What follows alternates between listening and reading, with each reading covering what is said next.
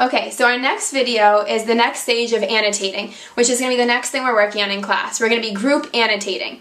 So what is going to happen is each group is going to have a different chapter from a book on the Salem witch trials. And just like we've done in the past, this group is going to be the expert for their chapter. They're going to have to really identify the main ideas in each chapter, and they're going to report out and present it to the class. So we all have those key ideas, the information, as we're still trying to piece together what really went down, what really led to the Salem witch trials, who is to blame, what is to blame. So in order to do the group annotating, each member of the group is going to have a job while you guys are annotating the text. So I want to take you through the different jobs that you're going to be picking from. And these are going to rotate, so everyone is going to have a turn to do each of these jobs. So one person is going to be reading aloud from the text. That person is just reading aloud exactly what the text says, and all of the group is listening. Since there's only one copy, you have to pay close attention to what you hear. The second job is going to be the person who is thinking aloud, kind of like I'm modeling for you right now. So every paragraph, the read aloud person is going to stop so that the person who is thinking aloud can say what they're thinking about the paragraph and can pick out the main ideas, pick out what is surprising, really look at the different things we're annotating for. The third job is going to be the word wizard. So when you come across words that are unfamiliar or words that you need to look up, the word wizard is going to be in charge of going onto the computer and typing in on dictionary.com what word you need to look up, looking up that definition. The fourth person is the cheat sheeter. They're going to have their cheat sheet for annotations out in front of them so they can remind the group of the different symbols and the different things that you're looking for as you go through the text. And the last person is the annotator.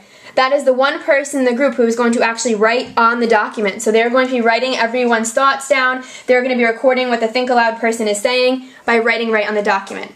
So I'm going to take you through all 5 steps myself, even though in your group each person will be doing a different one of these jobs. So my first job is the read aloud person. So I'm reading the introduction of this text. I'm going to read it aloud so my group can hear it.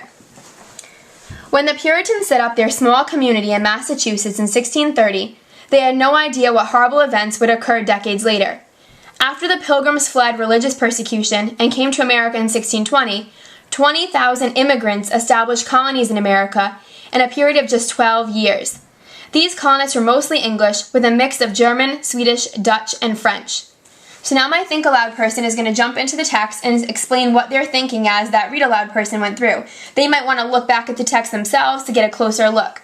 So some things that I'm noticing that's interesting to me as the think aloud person is the date. That they're starting in the 1630s, and that it's mentioning not only the Puritans, but it's also mentioning the Pilgrims. So I'm starting to wonder at this point, what is the difference between the Puritans and the Pilgrims? I'm also looking at the idea that the Pilgrims seem to come here first because they're coming in the 1620s, whereas the Puritans came in the 1630s. So again, I'm wondering about that difference in the time periods. I'm looking at the 20,000 immigrants who established colonies and looking at the mix of different religions or ethnic groups that are coming over and wondering how this number progressed from the 1620s to 1630s. So now that I've said that, the annotator is going to jump in and they're going to start recording on the text. So first thing I'm going to circle is Puritans as a key word and Pilgrims as a key word. And I'm going to ask my question about both of these. So what is the difference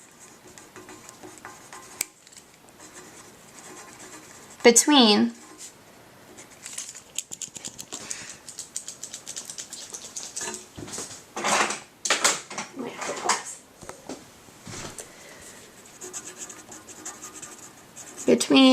the Puritans and Pilgrims?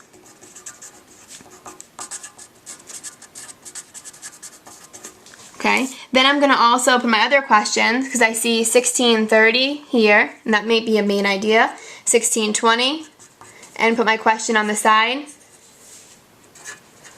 Why the lapse in years?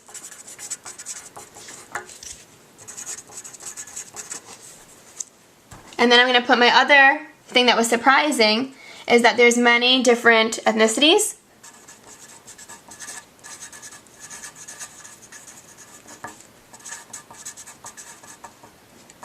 And I wondered, did they become Pilgrims or Puritans? Or both?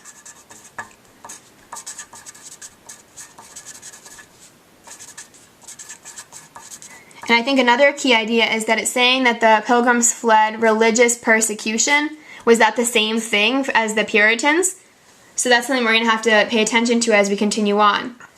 Alright, so now that the annotator has gone It doesn't seem that there's any words, the word wizard to look up in this one, so we'll go on to the next paragraph. So the read aloud person is going to jump in again and go to the next paragraph. So here we go. Whereas the Pilgrims wanted to separate completely from the religious laws of the Church of England, the Puritans wanted to reform or purify these doctrines. The Puritans, many of whom settled in Salem, Massachusetts, believed that every human being was predestined to enter either heaven or hell.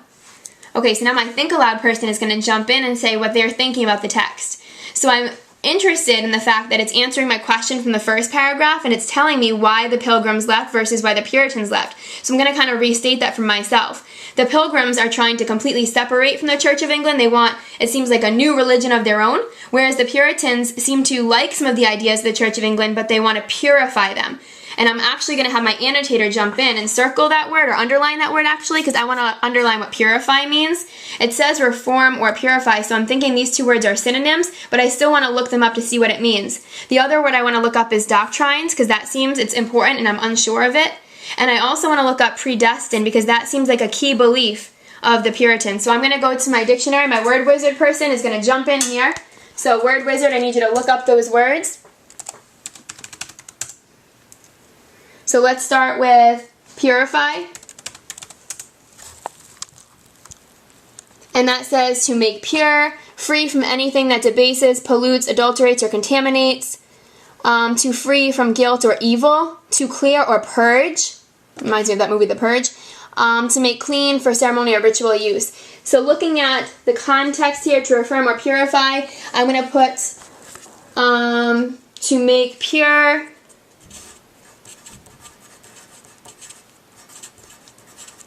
to free from evil, because that seems like a key idea.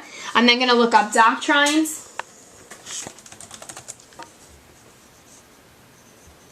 And it says, a particular principle, position, or policy taught or advocated as of religion or government, something that is taught, teachings. So let's look over here and see what it says here again, purifying these doctrines. So maybe it's purify these teachings, these beliefs, religious beliefs.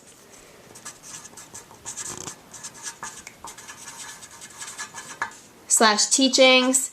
So it looks like they're trying to purify or make the religious beliefs of the Church of England even better. So it's almost like they want to one-up the Church of England. So that's what the Puritans are believing in. And one of their key beliefs was that they're predestined to enter heaven or hell. So let me look up predestined.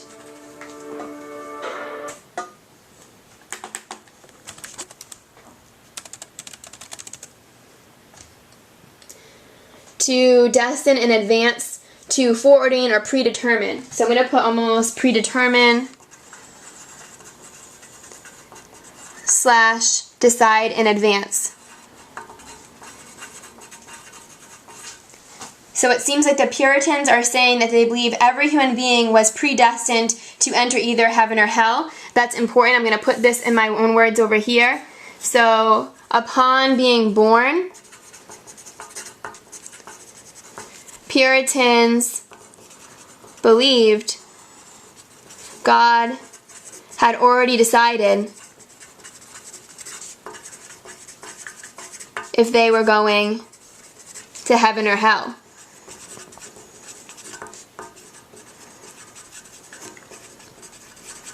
Okay, so now I'm going to have my read aloud person come back in and go to the next paragraph.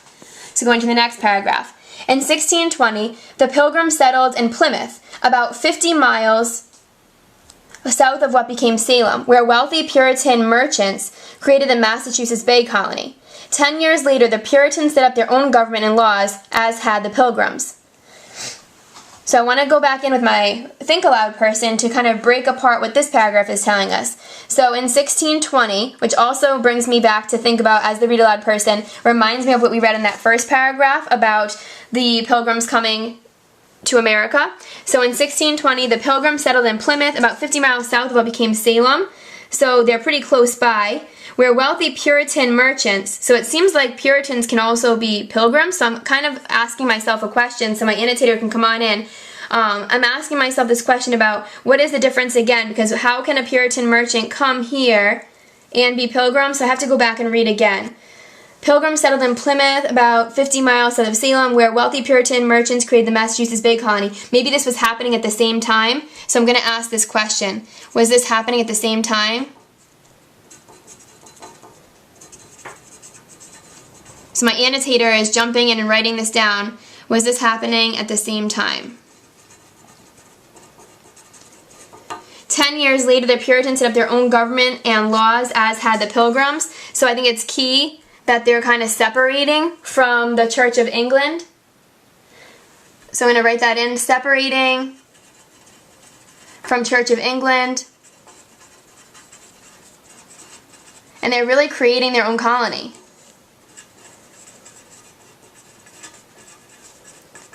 And I also think it's kind of surprising that they're so close by. So I'm going to kind of put this over here with an exclamation point, so close by. I wonder how they're going to interact with each other, if they're going to become rivals, if they're going to get along, because 50 miles isn't that far away. Okay, so then my read aloud person can jump in for the next paragraph. In 1672, the governing body of Massachusetts, the General Court, gave the men of Salem Village, the farming section of Salem, permission to lay plans for a meeting house. In 1689, Reverend Samuel Parris was elected as minister. By examining various documents, historians have discovered that Parris was an extremely stern man who was obsessed with the idea of sin and his own self-importance. His wife, Elizabeth, was very sickly and was often confined to her bed. Because Parris was often away on church business, his family was frequently left alone. Okay, so as the think aloud person, I'm going to jump in after having heard that paragraph read aloud and write down what I'm thinking as my read aloud person was going through these next ideas in this paragraph. So looking at the next thing that came up, I'm looking at the jump in time. It's gone from 1620 to 1672, so it shows me that a lot of time has passed. And with that time, it seems like those living in Salem Village are wanting increased independence, because now it seems like they're asking for their own meeting house, which is interesting. And even before 1672, when they're getting this meeting house, it seems like the Samuel Parris is coming along as their minister. So it seems like a key person that's coming in. It looks like we're getting an impression of Parris, so I'm wondering how him being described as stern and obsessed with the idea of sin, how that compares to other Puritans living in this time. Was he a lot stricter than other Puritans? I also wonder how his wife being sick is going to impact him and his family. And I'm also starting to make those connections to things that I've read in class about his daughters and how they're really going to start off the witch trials. And knowing that they're going to be left alone, that seems surprising to me, because it seems like that's like a window of opportunity that they can then turn to Tituba and that witchcraft that we've read a little bit about. So now I'm going to actually ask my cheat sheet person to jump in, because I feel like I might have been forgetting some symbols or some key ideas. So if my cheat sheet person could give me some ideas of some things I should try to look for as we go through this paragraph. One thing, as a cheat sheeter, I'm taking out my cheat sheet. One thing that I might suggest is that we talk about some ideas that are familiar and connections that we can make, because we haven't really made any connections. And I know my think aloud person was just making a connection. So my annotator, if you could jump in and you could make a connection over here where it says that his family was frequently left alone, that you can make a connection to. So you can write down that might lead to opportunity for the girls to meet with Tituba. And then I want to go back into the paragraph too, because another thing that we had said was it was important that as time passes,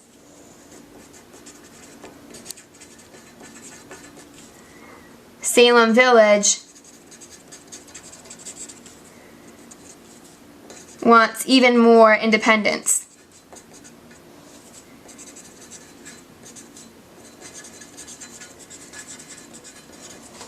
And I think it's also important, I'm looking at it again, I didn't notice this before, but men seems like a key word, and it's going to make a connection to what we just learned in class, how men were the ones in power, because we learned a lot about that when we read recently in our carousel activity about what life was like in Salem. And it also seems key that the farming section is the one that's wanting the meeting house, because I want to draw a connection. Remember that we said the farming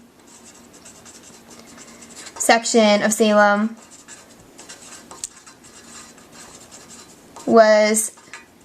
rivals, or I should say were rivals. Let me fix my verb tense there. Were rivals to Salem town, which was the merchants. Okay, so let's go over here. It seems like it's key that Samuel Parris is elected minister. I think it's key that it says he's an extremely stern man who was obsessed with the idea of sin. So I'm wondering in my head,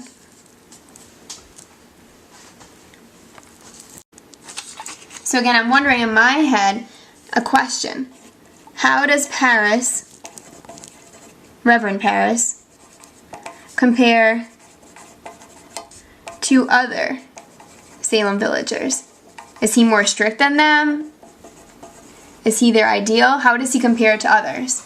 And I also think it's key that his wife is confined to her bed. And I'm also going to look up what does confined mean. Looking at context, if she's confined to her bed, I feel like it might be stuck. But I'm going to look that up just to be sure. Like maybe she's so sick she can't leave her bed. So confined. And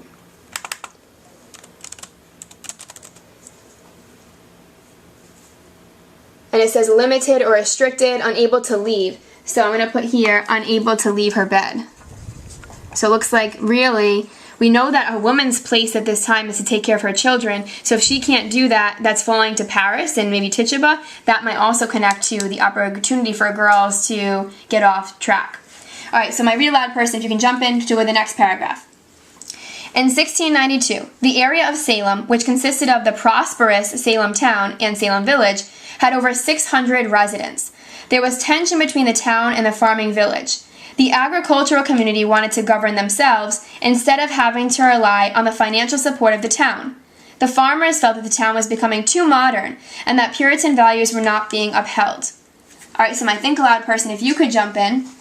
So thinking aloud and looking at this, I think it's interesting the word choice they chose for prosperous Salem town. I think that's a key word, and it's kind of showing me the difference between Salem town and Salem village.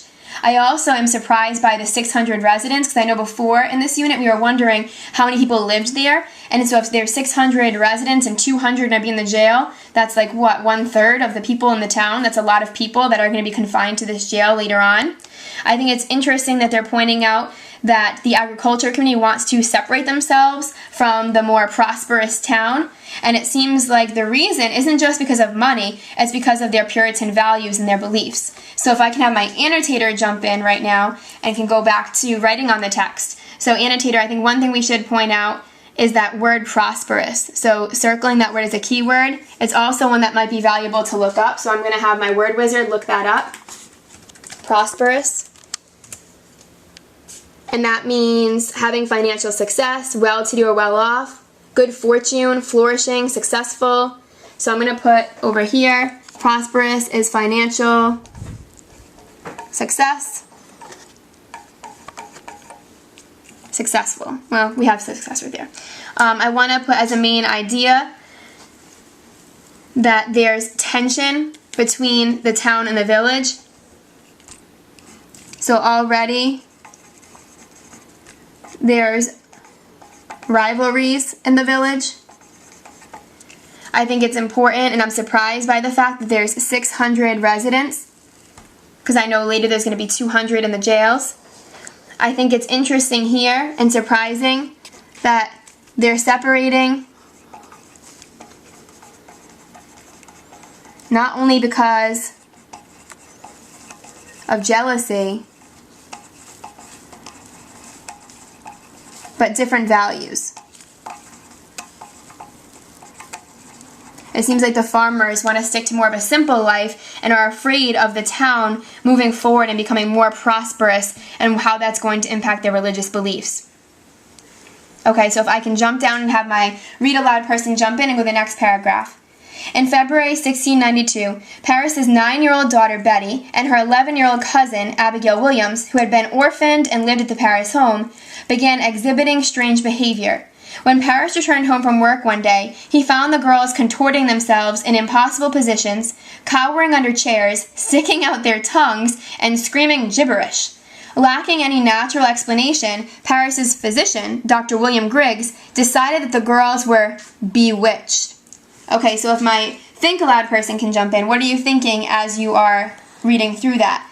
I'm thinking that it's interesting that this Abigail Williams, who has been orphaned, has been taken in. I'm also wondering why she's been orphaned and how that's happened. What's her backstory? I'm also thinking that it's pretty surprising the different things the girls are doing, and I'm wondering really what led to this strange behavior. Did they all of a sudden start acting strange? Really, why did this happen all of a sudden? We've heard before it's about Tituba's stories, but I'm wondering really what brought this on at that moment. And then it's also interesting that they turned to these doctors to come and explain what's going on. So Dr. William Griggs seems key because it really seems like he's the one who's starting the whole idea of the witchcraft by saying that the girls' behavior is because they're bewitched. So if my annotator can jump in, and if my cheat sheeter could help my annotator if they get stuck, looking at what we want to mark down here, I think one thing we're going to write down is we're wondering about Abigail Williams. So looking at the cheat sheet, what should we do? So my cheat sheeter might help us out and say, okay, we're going to write down a question mark and write down our question. So, how did Abigail become an orphan? Because that might help us understand why she's going to become suddenly bewitched. What's her backstory? What can we find out about her? And then we are surprised by the strange behavior.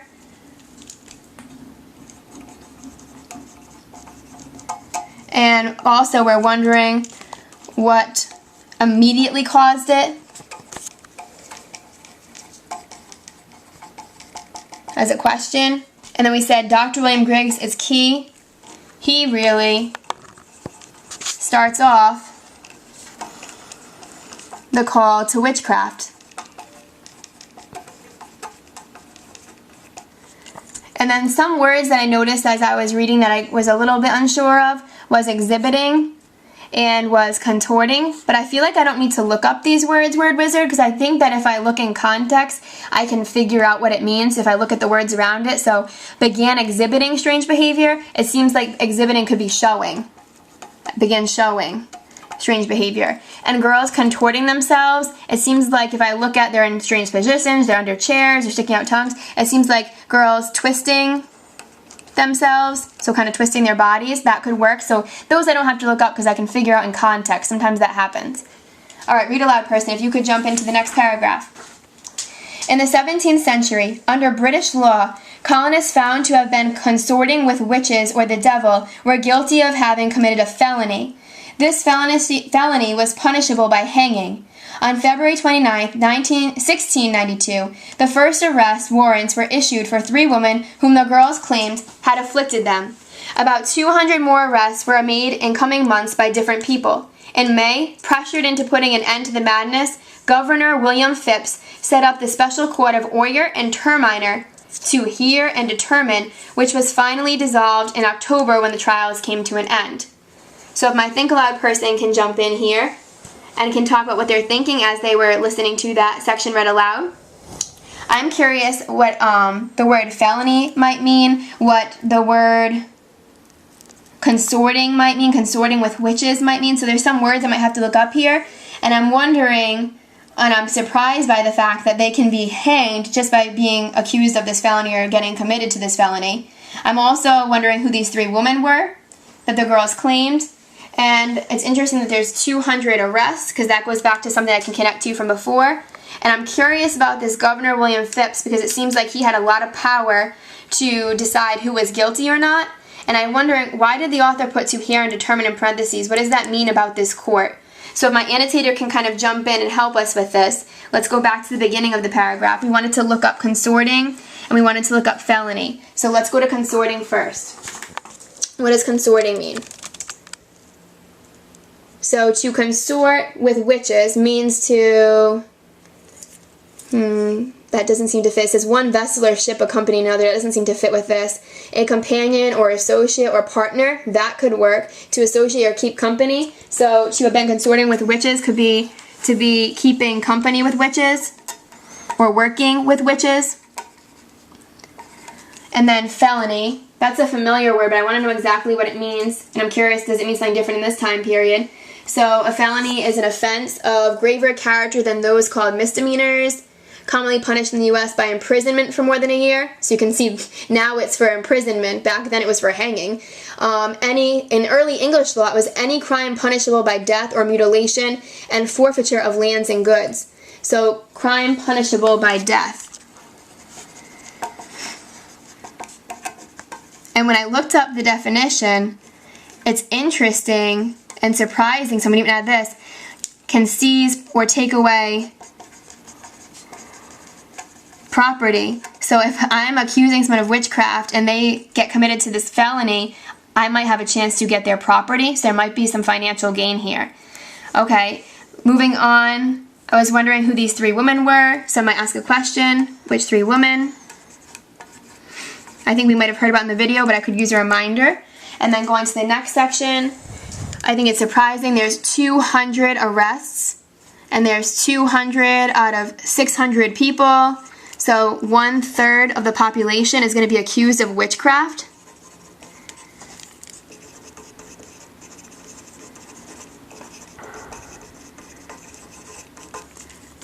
Okay, and it says, pressured into putting an end to the madness, Governor Phipps sets up the special court of, so this is important because he has power at this time. I'm wondering, who is this governor? And what does this mean here, to hear and determine? What was the role of this court? I see that it helped to bring the trials to an end.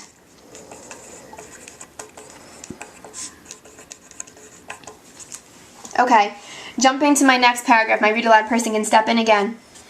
People have been wondering for over 300 years why the Salem witch trials happened. Yeah, that's what we've been doing. Some researchers think that ergot, a fungus that replaces kernels in rye, affected people's mental state and increased paranoia when they ingested it unknowingly. However, it's also possible that those who accused others of witchcraft were hallucinating. And I'm going to jump down to the paragraph. Other historians argue that the conflicts grew out of the rising merchant class in Salem town. Possibly the merchants stepped on the toes of the agricultural community to achieve more wealth and power, and the farmers retaliated. Several researchers believe the accusations were fueled by one family, the Putnams. Okay, so my think aloud person is going to jump in and kind of break down this paragraph. So interesting, this and surprising, this ergot. I'm wondering about really what is the whole story behind this, and it's surprising. This could be another possible reason as to why the girls were contorting and those strange things that were happening. Could this be an explanation? And I'm wondering about the word paranoia. I might need to look that up. I've kind of heard of it before, but it might be important to look that up. And I'm also going to look down over here. Again, it seems to be repeating the idea that a lot of this has to do with the rivalry and the fighting between Salem town and Salem village. So the people who are farming versus the merchants who are more trading and shipbuilding. And also, a new key idea, these Putnams. What is this family and how are they tied to this? Because it seems like this writer is almost blaming the Putnams as a key part in this. So if my annotator can jump in, let's start back at the beginning where the read aloud and the think aloud person started. So I want to put ergot.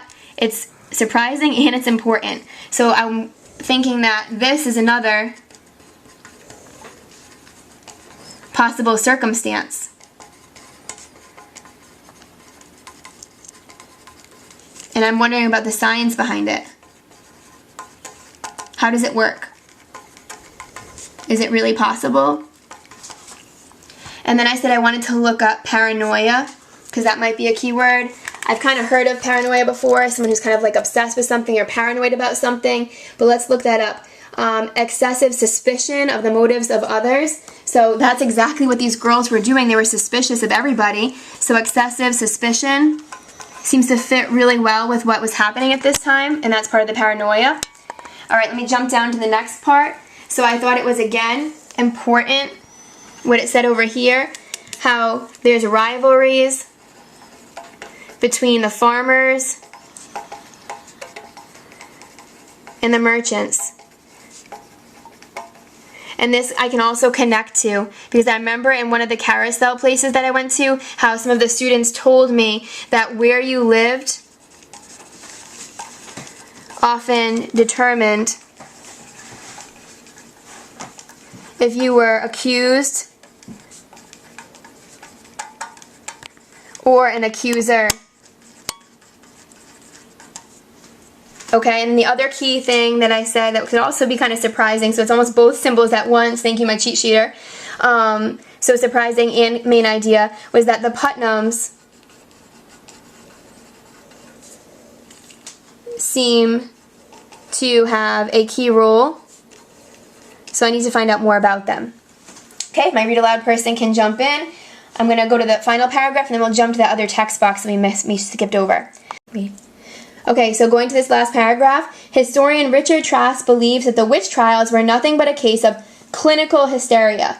Whatever the reason, Salem, its residents uprooted from their mother country and isolated in the woods, was about to face a devastating year. So this is a really short paragraph, but I find it interesting, jumping in as the think aloud person, that they put clinical hysteria in quotation marks. So I'm also thinking, if my annotator can jump in, what is this? And I might actually want to look that up. So if my word wizard can actually look up what it says for clinical hysteria. I'm not sure if it'll come up since it's 2 words at once, but we'll try it and see. Nope, so maybe I'll just put hysteria.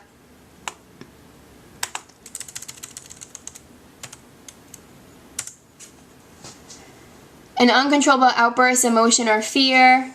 A psychoneurotic disorder characterized by violent emotional outbreaks, disturbances of sensory and motor functions, and various abnormal effects due to autosuggestion. So I might put that it's a disorder with violent emotional outbreaks. And I'm wondering, is this person, Richard Trask, is he saying that it was a combination of all these things that led to the hysteria, or is he saying there was one big reason? And it seems like this is kind of like his concluding paragraph where he's taking everything he said and putting it together. So I want to actually have my read aloud person jump in again, because we skipped over this text box, a theory, because it kind of interrupted our reading, but we do want to go back to that because it's always important to go back and see what else the author has included for you. It could be a key idea. So here is a theory. Historian Carol E. Carlson writes in The Devil in the Shape of a Woman, Witchcraft in Colonial England, many of the accused were women with property. No male heirs constituted a threat to an economic system based on the orderly transfer of property from father to son. In some cases, if these wealthy women were imprisoned, the state or government could steal their land. Several of the accused women had been married more than once. Others were wealthy and well-established widows. In Puritan New England, it was considered the work of the devil to be too willful. If women were alone, this revealed a certain high-handedness. Okay, so if my think aloud person come back in, I find it's interesting that they're talking about women with property, but saying that they're not really concerned with male heirs who have property. So it seems like I can connect to the articles we read in class about how women really shouldn't have power at this time. And it seems like they're saying that women could gain some power becoming widows and having land left to them by their husbands. So that could create a problem if they don't want women to have power. And it's saying some women were married more than once, which they were looked down upon because they could be considered to be too willful to have that many husbands. And it also makes me wonder about, what does this high-handedness mean? What do they mean by that? So if my annotator can kind of step in, I want to draw a connection here. So I'm going to draw an arrow. Again, women were expected to have less and be content with less. And then here, it's interesting, or I guess I could say surprising, my cheat sheet, or surprising, that women might gain power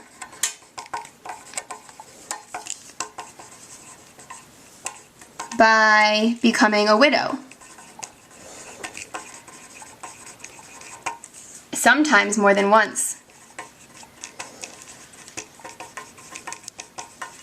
So it seems like divorce wouldn't be something they would believe in at this time, but it seems like if your husband dies, you could remarry more than one time. And then I said I wanted to look up high-handedness. I'm not sure if I'll be able to find this in the dictionary, so I'm going to try it. If not, I might just have to figure it out for myself. So high-handedness.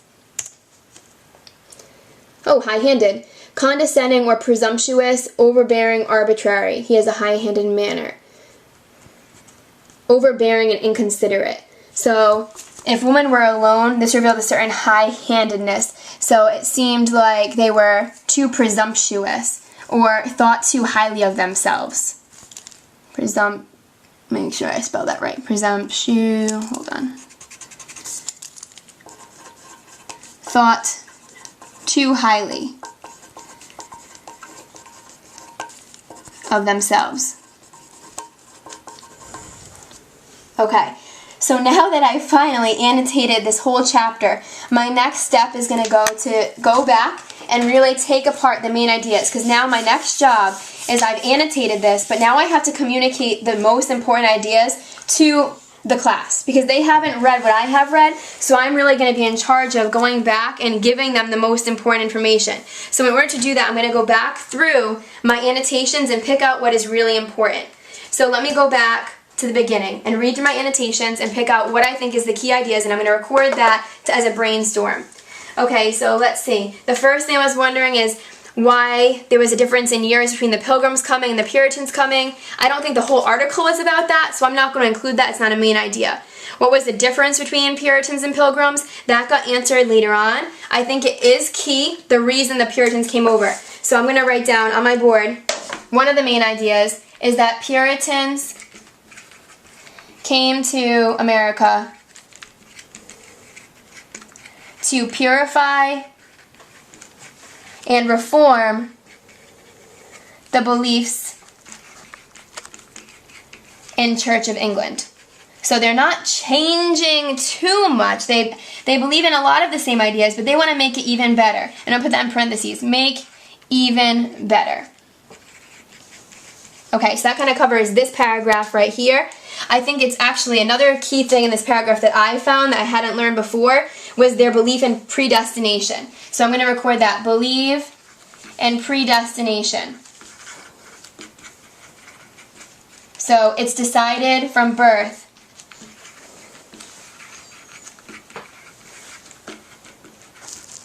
if they're going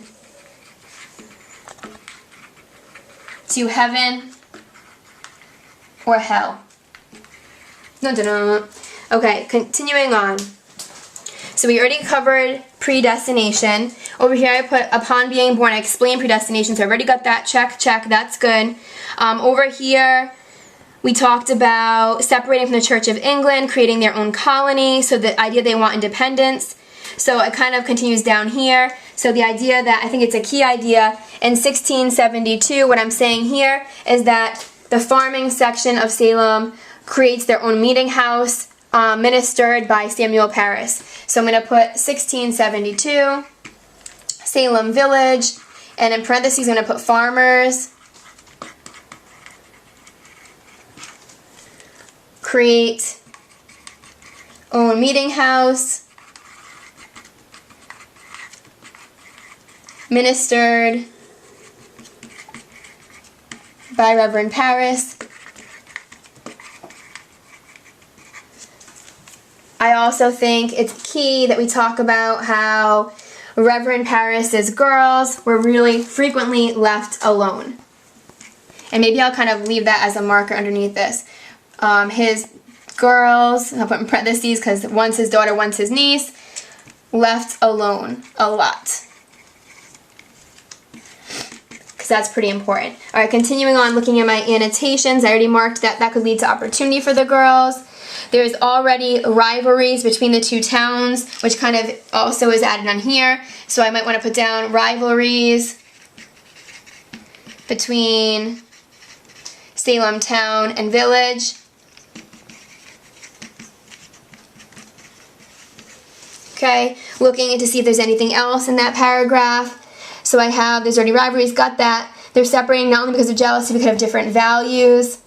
I'll put in here, in parentheses, values / too modern, because that's really the fear of why they were separating. So I might want to explain to the class why were the rivalries happening. It wasn't just because they were jealous of Salem town for being merchants. It was really because they felt they were separating from their religious beliefs because they were getting too modern for their Puritan values.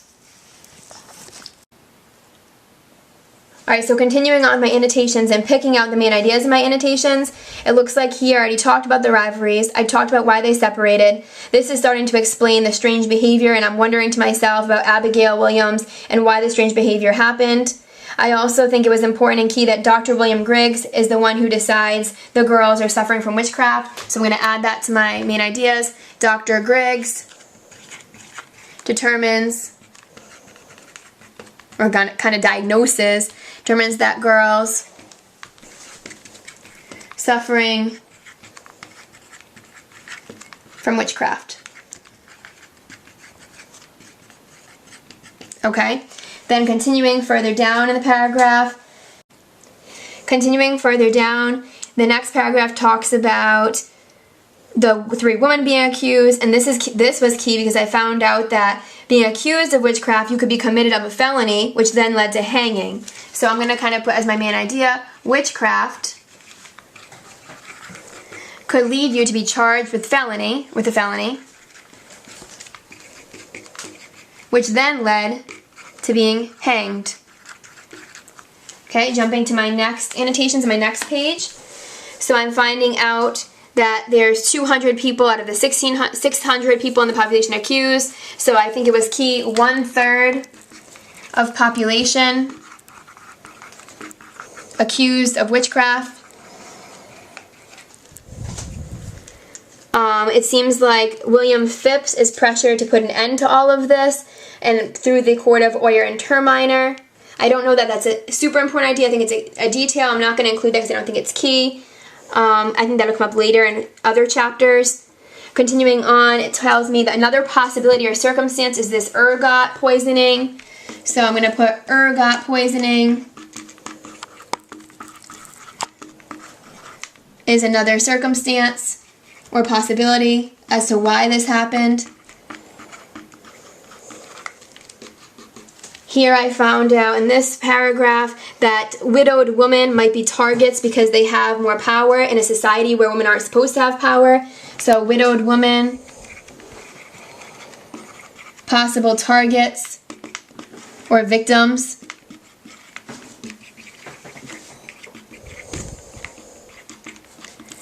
And then coming to my last page, anything extra. We already talked about the rivalries between Salem Town and Salem Village, but another key point was the Putnams. So Putnams equals one single family, probably a large family, who were key in the accusations. Hopefully I'll find out more about them later. Okay, so as a group, once I have gone through, I've annotated all together as a group with my different roles. I've then gone through my annotations and picked out my main ideas. I'm then going to transfer my main ideas onto a poster board that I can then go the next step, and you're going to be sharing this out with the class. So once you get to this point, as a group, you want to start to rehearse and decide on who's going to say what, how are you going to communicate these ideas to the class so that they can get the notes that you're providing them with. Thank you.